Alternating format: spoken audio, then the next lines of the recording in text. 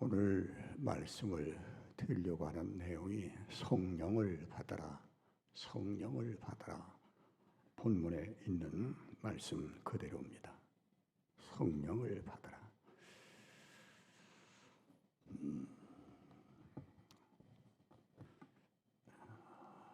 성경에 보면 정말 아름다운 그런 가정 내세우고 싶은, 우리 집도 우리 가정도 이렇게 됐으면 좋겠다 하는 그런 모범된 한 가정, 그 얘기를 하라면 사도행전 10장에 나오는 고넬료 가정입니다. 군대 백부장인데 온 가족과 더불어 경건하고 늘 은혜 생활하고 기도하고 구제하고 그런 삶을 사는 아주 귀한 그런 가정입니다. 근데 이제 사도행전 10장의 내용에 보면 어느 날 항상 기도하는 그 가정에 천사가 찾아와요. 고넬료야, 천사가 찾아와요. 그 집에 말이죠. 보통 사람의 집에는 그냥 막 표현하면 악령이 들쑥날쑥하죠. 그죠? 근데 천사가 찾아왔어요. 얼마나 복된 가정입니까? 그럼 천사는 찾아오면 올 때 뭘 가지고 올까요?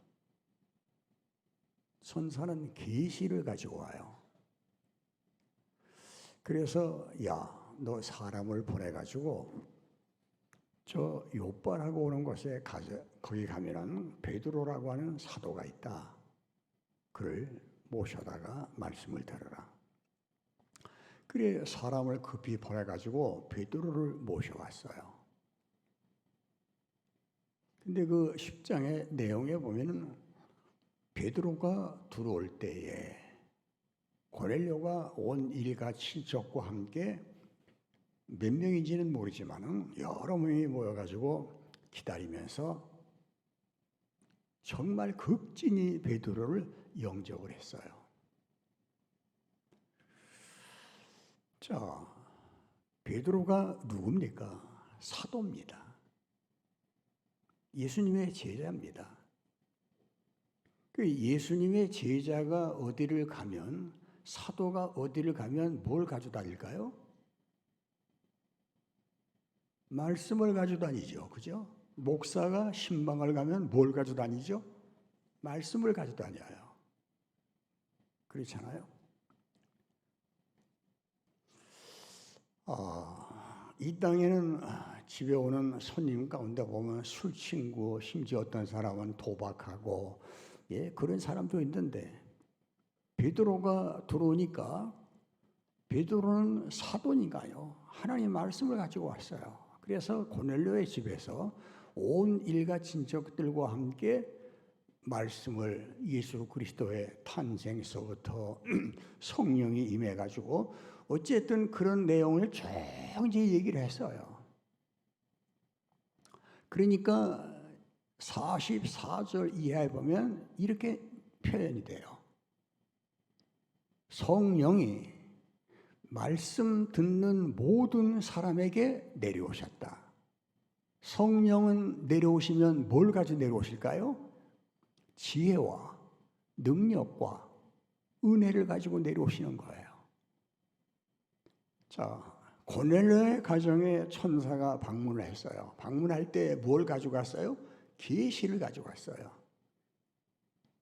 그 계시의 말씀대로 베드로를 초청을 했어요. 베드로는 사도입니다.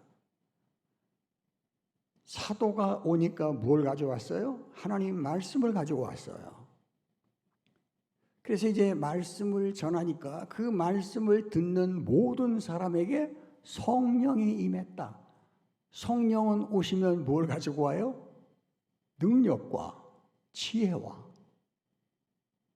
이런 걸 가지고 오는 거예요. 얼마나 복된 가정입니까? 우리의 가정도 이렇게 되시기를 축원합니다. 얼마나 좋아요. 얼마나 복된 가정입니까? 여러분, 예수님께서 십자가를 지시고 부활하신 그날, 주일날 새벽에 부활하셨잖아요. 그날 저녁에 제자들이 한 곳에 이렇게 모여 있었어요. 근데 무슨 회의를 하는 게 아니고 이제 예수님을 죽인 그 악당들이 그 사람들이 이제는 제자들을 죽일 차례거든요. 그러니까 두려워서 떨고 숨어 있는 거예요. 얼마나 떨었겠습니까? 그러니까 이거 우리가 앞으로 어떻게 하지? 우리 잡으러 오면 어떻게 하지? 그러면서 막 두려워 떨고 있었어요. 성경은 이렇게 얘기합니다. 19절 말씀에 보면 모인 곳에 문들을 닫았다. 꽉꽉 다 걸어 채우고. 그런데 부활의 주님이 거길 찾아오셨어요. 오사 가운데 서서 이르시되 너희에게 평강이 있을지어다. 너 두려워 떨지 마. 두려워하지 마. 너희에게 평안이 있을 거야. 내가 주는 평안은 세상이 주는 평안과 같지 아니한데 요한복음 14장에 말씀하셨잖아요. 이런 평안을 두 번이나 오늘 본문에 보면 두 번이나 말씀을 하셨어요. 21절에도 말씀하셨죠. 너희에게 평강이 있을지어다.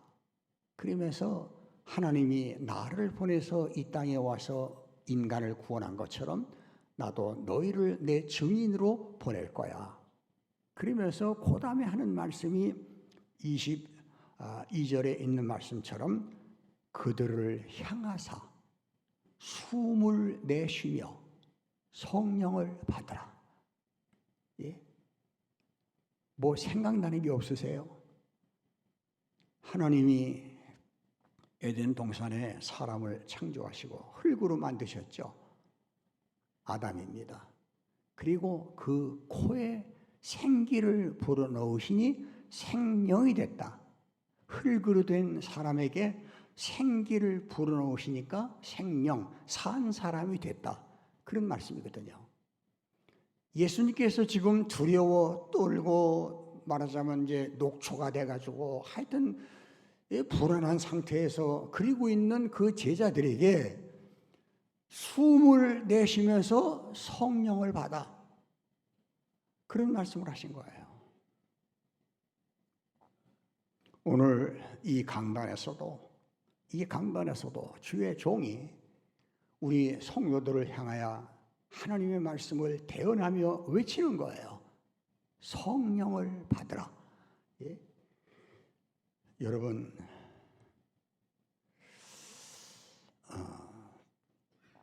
이 세상을 살면서 정말 힘들고 어려운 때 그런 때가 많죠. 믿음 생활 잘하고 기도 생활도 많이 하고 또 이미 뭐 성경도 많이 배웠고 설교도 많이 듣고 뭐 여기저기 듣는 게 많잖아요. 다 들어서 이제 귀는 이만큼 커졌어요. 벌써 교회 가서 주보 딱 들고 본문이 뭐고 설교가 서론이 이렇게 나오면 오늘 무슨 말씀이라는 걸 거의 다 알아요. 지금 교인들이 많이 그렇습니다. 그런데 중요한 것은 영적인 힘이 없어요. 영적인 파워가 없어요. 자신을 이기고 나아가는 힘이 없다는 얘기예요. 남들과 옳고 그른 거를 싸움은 잘해요. 똑똑해요.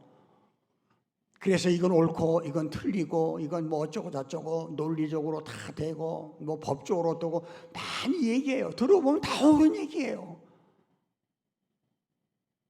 그런데 중요한 것은 자기와의 싸움에서 승리하는 그 힘이 없다는 거예요. 맨 남하고는 싸울 줄 알았지만은 자기하고 못 사는 거예요.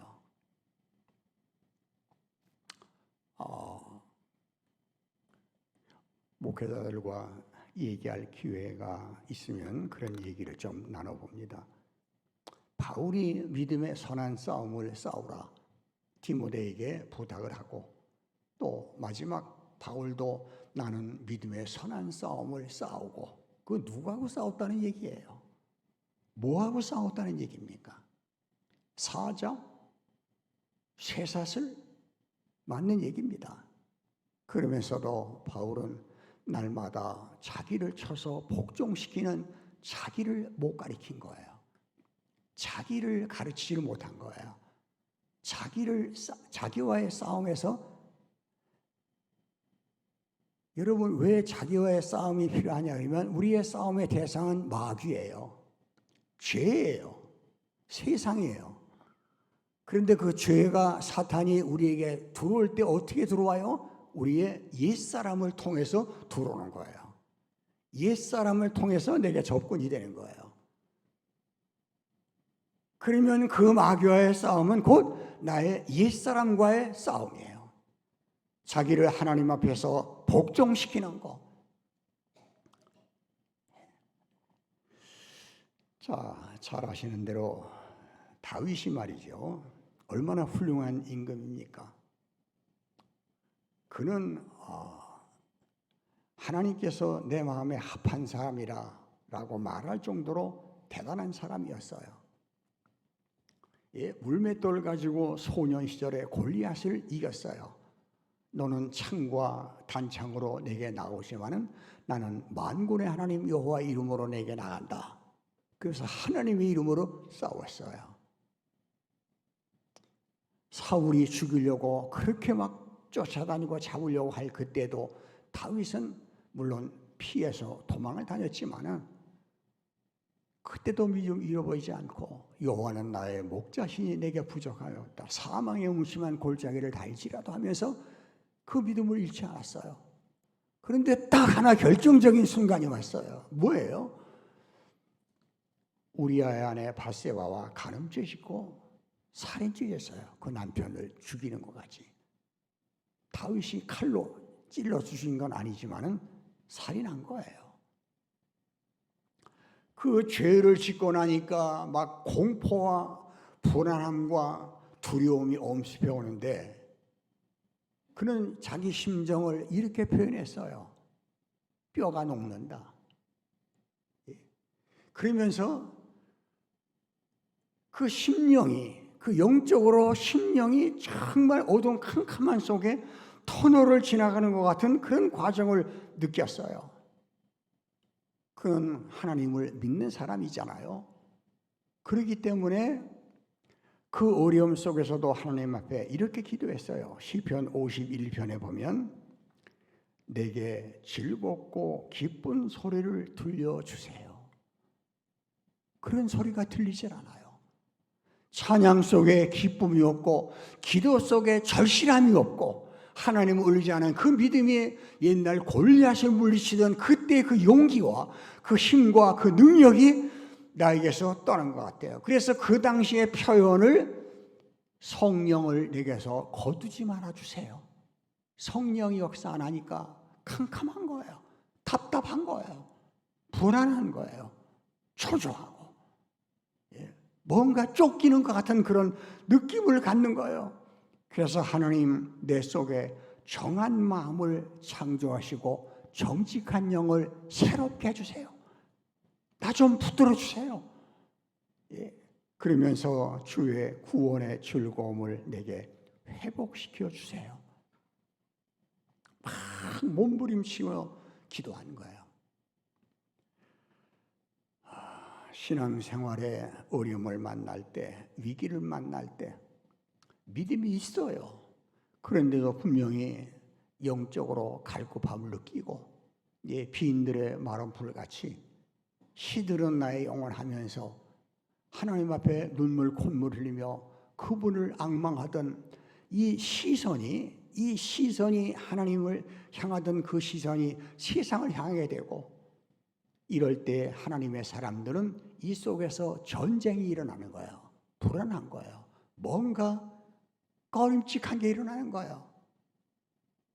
그것을 다윗은 아까 말씀드린 대로 한마디로 말하면 주의 성령을 거두지 말아주세요. 성령이 역사 안 하는 거예요. 내 안에 계시는 나를 감동하시는 그 성령이 침묵하시는 거예요. 네가 해봐. 가만두시는 거예요. 이게 신앙의 위기거든요. 은혜가 떨어지고 좋은 얘기 많이 듣고요. 교회 열심으로 다녔는데도 불구하고 성령의 감동과 감화가 없을 때 심령이 죽겠는 거예요.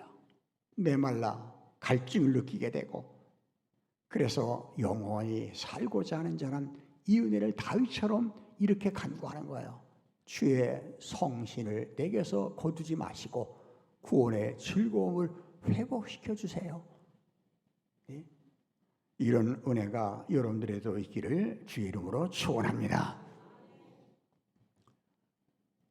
이스라엘 민족은 많은 민족 가운데, 많은 세상의 사람 가운데 하나님께서 아브라함 때에 아브라함을 불러 내셔가지고 히브리 민족을 만드셨어요.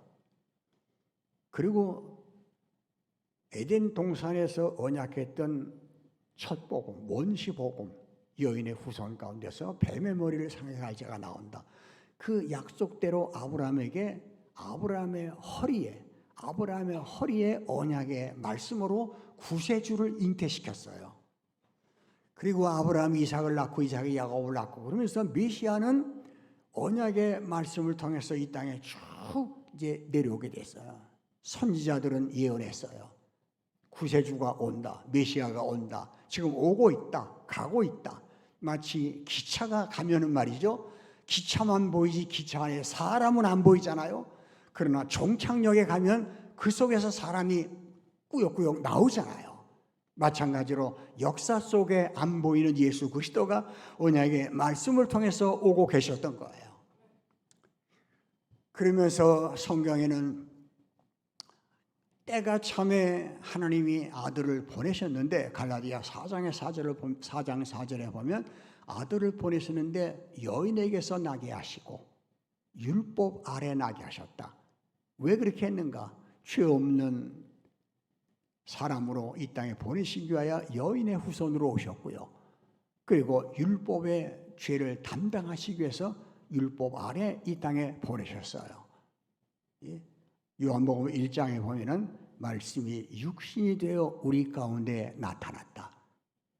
우리 가운데 말씀이 육신이 됐으니까. 그래서 갈릴리 해변을 거닐었어요. 가버나움에서 이적을 행했어요. 천국 복음을 전했어요. 천국은 뭐와 같다. 그러면서 때로는 저들에게 능력으로 이적도 보여주시고 많이 했어요. 이스라엘 민족이 역사의 흐름 속에서 바벨론의 포로가 됐을 때 삶이 고달파서 그들은 메시아를 눈이 빠지라고 기다렸죠. 곧 오소서 임마누엘, 오 구하소서. 이스라엘 그 포로 생활 고달파 메시아 기다립니다.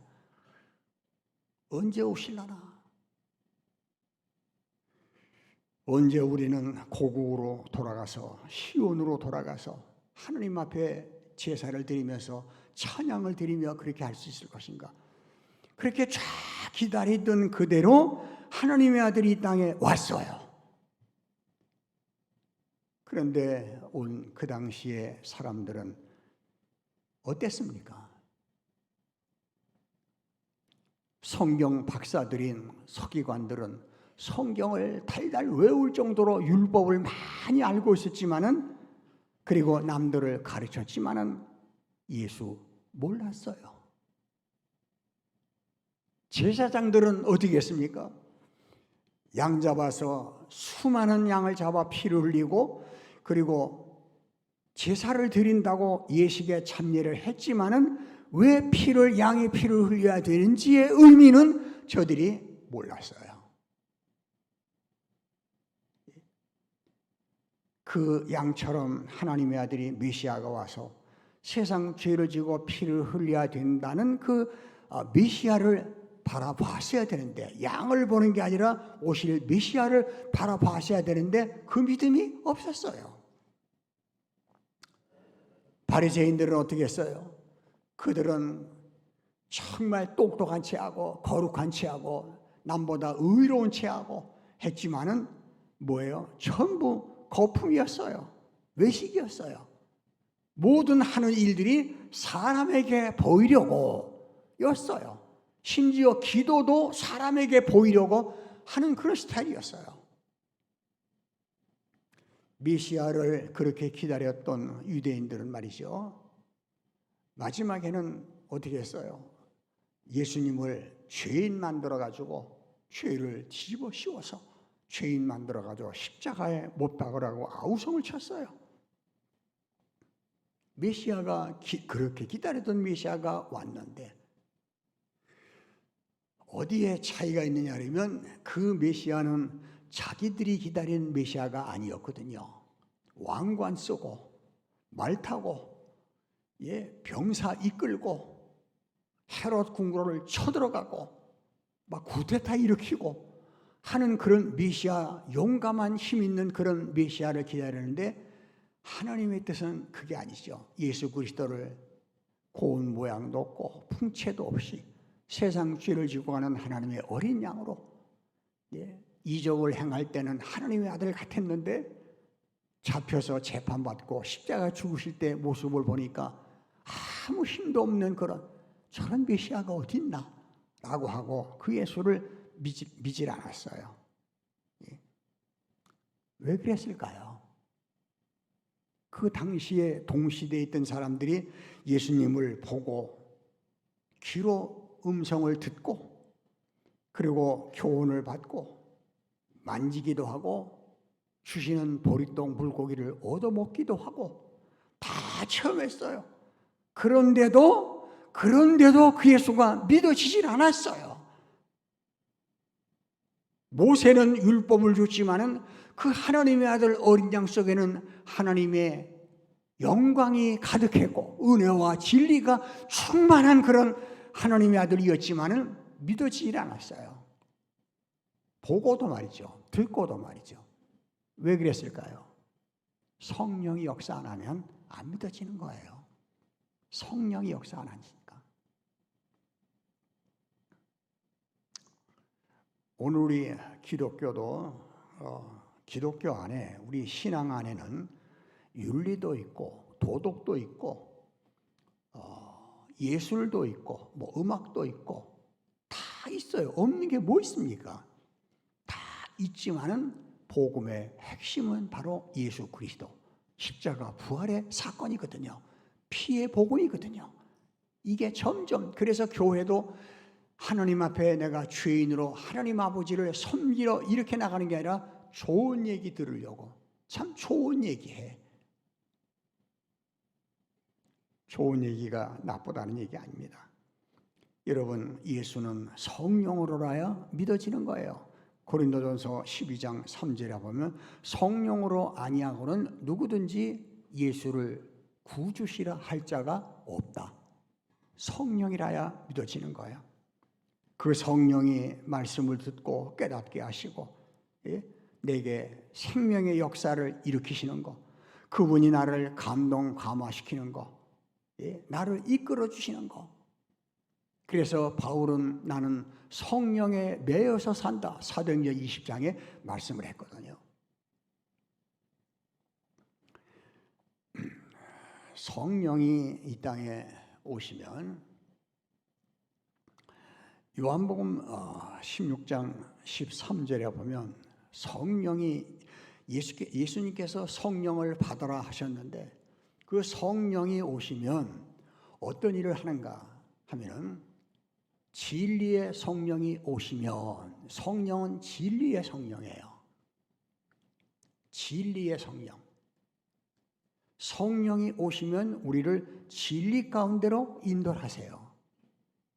그래서 요한복음 14장 26절에 그 진리 가운데로 인도하시는 성령이 그가 너희에게 예수님께서 내가 말한 모든 것을 두 가지 하나는 생각나게 하고 하나는 가르치신다. 생각나게 하고 가르치신다.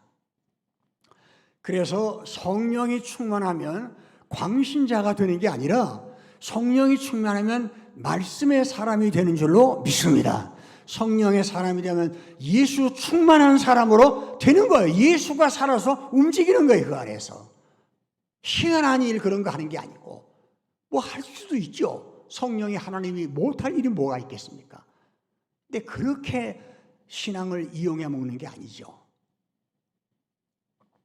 자, 아까 말씀드린 대로 부활하신 예수님이 찾아오셨는데 두려워서 떨고 있는 제자들 속에 가운데 서서 예수님께서 숨을 내쉬며 성령을 받으라. 너에게 평강이 있을지어다 말씀했어요. 성령을 받으라. 그래서 성령이 오셨어요. 오순절 사도행전 2장의 마가다락방을 비롯해서 성령이 불의 혀같이 급하고 강한 바람 소리같이 왔어요. 그래가지고 저들을 사로잡았어요. 바람이 성령 아니에요. 바람같이 불같이 성령이 임했어요. 그래서 저들을 사로잡았어요. 그러니까 그 다음서부터 저들에게 일어나는 사건이 뭐예요? 조금도 두려워하지 않는 마음의 평강이 임했어요. 그리고 저들 속에 하나님 말씀이 살아서, 주님 말씀이 살아서 움직이기 시작을 했어요. 생각나기 시작을 했어요. 3년 동안 따라다니면서 해변에서 혹은 들판에서, 광야길에서 혹은 집에서 혹은 배 위에서 들려주셨던 그 예수님. 얘들아, 천국은 이런 거야. 이런 거야. 선지자 아무개가 이런 걸 예언했지? 그 응답이 바로 나야. 그래서 내가 이제 예루살렘에 올라가서 원수들에게 잡혀가지고 십자가에 못 박혀 죽을 거야. 그리고 3일 만에 살아날 거야. 들을 때 제자들이 도무지 이해가 안 됐어요. 아니, 선생님 같은 분이 왜 십자가에 죽고 또 3일 만에 살아난다고요? 죽었는데 어떻게 살아납니까? 믿어지질 않았어요. 그래서 예수님 십자가 죽으시는 거 제자들이 봤어요. 7마디 하시면서 다 이루었다. 내 영혼을 아버지 손에 부탁합니다 하고 운명을 하셨지만은 봤어요. 근데 십자가의 의미를 잘 몰랐어요. 믿어지질 않았어요. 그리고 3일 만에 부활하셨어요. 그리고 제자들에게 찾아오셨어요. 그러면 그 앞에 납작 엎드려야죠. 그런데도 저들은 긴가민가해요. 그런데 성령이 임하시니까 저들 속에 평소에 예수님 따라다니며 들었던 하나님 말씀들이 봄날에 새싹 돋듯 하나하나 말씀들이 저들 속에서 깨달아지고 생각이 나고 그 말씀들, 그 주옥 같은 말씀들이 저들 속에서 움직이기 시작을 했어요. 꿈틀거리기 시작을 했어요. 운동을 하기 시작을 했어요. 생명운동입니다. 저들 속에 무언가 새로운 또 하나의 생명이 이 속에서 약동을 하고 있었어요. 세상은 지지고 볶고 그렇게 살아도 저들 속에는 하늘의 소망이 여기서부터 우러나기 시작을 했어요. 성령의 역사입니다. 히브리 4장 12절에 하나님 말씀은 살았고 운동력이 있어. 살아있는 그 말씀들이 운동을 시작하는 거예요. 평소에 가지고 있던 지식으로 알고 있던 들었던 소문들, 긴가민가 했던 그런 말씀들이 저들 속에서 살아나서 움직이기 시작을 했어요. 그러니까 말씀이 살아 움직이는 것은 어떤 것이냐면 하나님 말씀의 내용이 뭐예요? 성경의 내용이 예수 그리스도예요. 예수 그리스도의 중심이 뭐예요? 십자가 부활이에요. 그리고 예수님은 가셨어요. 승천하셨어요. 그런데 저들 속에서 십자가의 복음 그리고 부활의 능력이 저들 속에서 재현되기 시작을 했어요. 말씀이 저들 속에 십자가 사건을 그리고 부활 사건을 일으키기 시작을 했어요. 깨닫게 하기 시작했어요. 움직이기 시작을 했어요.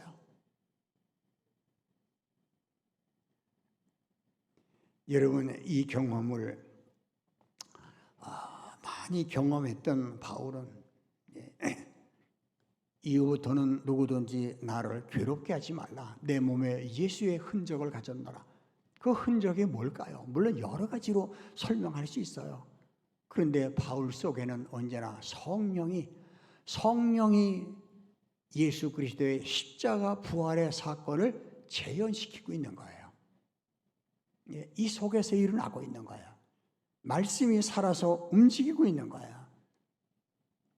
요한복음 6장에 보면 살리는 것은 영이니 육은 무익하다.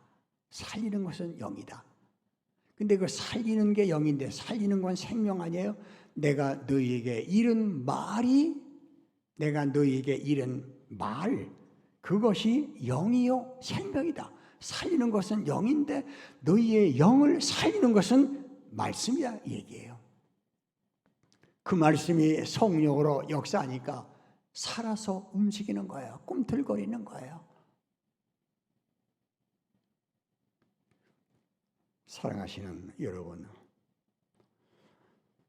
그래서 성도는 그런 찬송을 부르기도 하는 겁니다.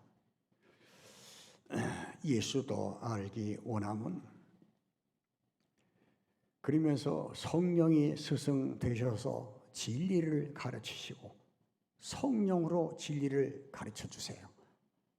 그리고 거룩한 뜻을 깨달아 예수를 알게 하소서. 진리의 말씀을 내 속에서 깨달으니까 점점 예수가 가까워지고 그 예수님을 알게 되고 예수 그리스도가 내 안에서 살아 움직인다는 그런 말씀을 체험을 하게 되는 거고, 그때 성도의 입에서 나오는 것이 하나님 말씀은 살았고 운동력이 있어서 그런 고백이 나오는 거예요. 성령에 감화받아서 하나님 말씀 배우니까 그 말씀 한 절 한 절이 내 마음에 교훈되도다. 여러분, 이런 생활을 1년, 12달, 10년, 20년 한결같이 하면 얼마나 좋겠습니까? 그런데 다윗, 아까 말씀드렸던 대로 그렇게 하나님 의지하고 살던 다윗도 한 번 믿음의 수렁에 빠지니까 자기 생각에 자기 느낌에 성령이 떠나신 것 같은 거예요. 성령을 거두지 마소서. 하나님 답답해 죽겠습니다. 이 속에서 불안하고 안정을 못하겠습니까? 하나님 내 속에 정직한 영을 새롭게 하시고 창조해 주시고 구원의 즐거움, 기쁨을 다시금 회복시켜 주세요. 그래서 이런 말씀들이 많이 나오잖아요. 창조하시고 새롭게 하시고 회복시켜 주시고 내 안에. 이게 바로 성령이 역사하시는 겁니다. 그래서 성경은 성령의 감동을 소멸하지 말라, 불 끄지 말라는 얘기예요. 이 성령의 감동이 항상 우리를 감동시켜 줘야 돼요. 내가 원수를 사랑할 수 있어요? 없죠. 어림 모두 없어요. 어림 반푼도 없어요. 어떻게 사랑해요? 원수를 갚아야 그렇잖아요. 죄송합니다. 다 그런 건 아니겠지만 못해요. 그런데 우리는 하나님 앞에 나와 고요히 머리 숙여요. 그럴 때 주의 말씀이 들려요. 너 원수도 사랑할 수 있겠니? 내가 너희를 사랑한 것처럼 너희도 사랑할 수 있겠니? 너 그 사람을 이해해 줄 수 있겠니? 그 사람과 똑같은 그런 마음을 가져줄 수 있겠니? 내가 너를 사랑하고 너를 용납한 것처럼 용납할 수 있겠니? 하나님 못해요. 우리 못합니다. 성경이 아무리 그렇게 해서도 하나님 안 돼요. 그런데 그 말씀 속에 성령이 임하니까 그럴 만한 능력이 생기고 힘이 생기고 권능이 생겨서 할 수 있는 거예요. 이런 하나님의 능력을 체험하시기를 축원합니다. 오늘 이 땅에 얼마나 성경책도 많고요, 예배도 많고요, 들리는 설교서부터 찬양서부터 얼마나 많은지 몰라요. 그런데 저도 그렇고요, 성령의 감동이 없어요. 감동. 정말 눈물을 찔끔 흘리고 가슴을 치려고 했던 이런 성령의 감동이 없는 것 같아요. 2000년 전에 예수님 당시에 사람들이 그랬어요. 그런데 성령이 오시니까 제자들부터 성령운동이 일어나기 시작을 했어요. 성령운동은 가로 진리의 운동이고 말씀 운동이고 예수 충만이고 예수가 살아서 움직이는 그 운동, 이게 성령의 운동이에요. 오늘 우리는 예수님 못 봤죠. 예수님 음성 들어본 적도 없어요. 예수님하고 악수 한번 못 해봤어요. 예수님한테 떡 한 쪼가리 얻어먹어 본 적이 없어요. 그렇잖아요. 그런데도 오늘 저와 여러분들은 성경책 들고 종이에다가 쓴 하나님 말씀을 읽어요. 그리고 이 강단에서 인간 목사님이 설교 말씀을 전해주시는 그 하나님 말씀을 믿어요. 아니, 믿어져요. 그게 죽었다가 살았다고 해도 믿어요. 우리는 죽어도 천국 간다고 해도 믿어요. 그걸 봤어? 어떻게 믿어? 그렇지 않아요. 우리는 믿어지는 거예요. 그러면서 그 믿음 가지고 우리는 돌아가는 거예요. 여러분들 예배 끝난 다음에 이제 예배당 문을 나서서 가정으로 돌아가면 아마 내일쯤이면 새카말 거예요. 들은 말씀 뭘 들었지? 할 거예요. 저도 그래요. 이해할 수 있어요. 걱정하지 마세요. 하나님 앞에 기도하세요. 하나님, 나를 감동하셔서 들은 말씀들을 생각나게 하시고 깨닫게 하시고 그 말씀이 내 속에서 살아서 움직이게 하시고 그 말씀이 능력이 되게 하시고 충만이 되게 하시고, 그래서 언제나 나도 히브리서 기자와 같이 하나님 말씀은 살아있다라고 말하게 해주세요. 이런 기도를 하나님 앞에 함으로 앞으로도 여러분들 마음속에서 성령이 역사하심으로 그 성령이 뜨겁게 그리고 온유하게 그리고 잔잔하게 그리고 우리를 인도하시는 대로 여러분들의 영혼의 생명, 육신의 생명까지도 그 성령님의 인도함 따라서 사시는 은혜가 있기를 축원합니다. 기도하겠습니다.